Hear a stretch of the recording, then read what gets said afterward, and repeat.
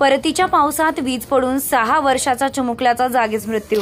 पालघर जिल्ह्यातील डहाणू तालुक्यामध्ये पिंपळशेत गावात 12 ऑक्टोबर 2022 रोजी परतीच्या पावसात वीज पडून विशाल चंदू चव्हाण हा 6 वर्षाचा मुलगा जागीच मृत्यू झालाय। विशाल हा त्याच्या आईबरोबर दुकानात जात असताना तेव्हा त्याची आई दुकानातून काही किरकोळ सामान घेण्यासाठी गेली असता विशाल व त्याच्या आजूबाजूची लहान मुले खेळत असताना विशालच्या डोक्यावर वीज पडून जागीच मृत्यू झालाय व काही मुले बेशुद्ध होती असं गावातील लोकांकडून सांगण्यात आलंय।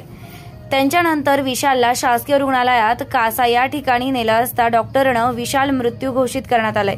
या अनुषंगानं डहाणू विधानसभा आमदार श्रीमान विनोद निकोले साहेब हे विशाल चंदू चव्हाण यांच्या घरी सांत्वन करण्याकरिता व आपत्कालीन घटना घडते तेव्हा शासनाकडून 2 लाख रुपये दिले जातात ते डहाणूचे तहसील कार्यालयात पाठपुरावा करून लवकरात लवकर कसे मिळेल हे त्यांच्या घरच्यांना सांगितलंय।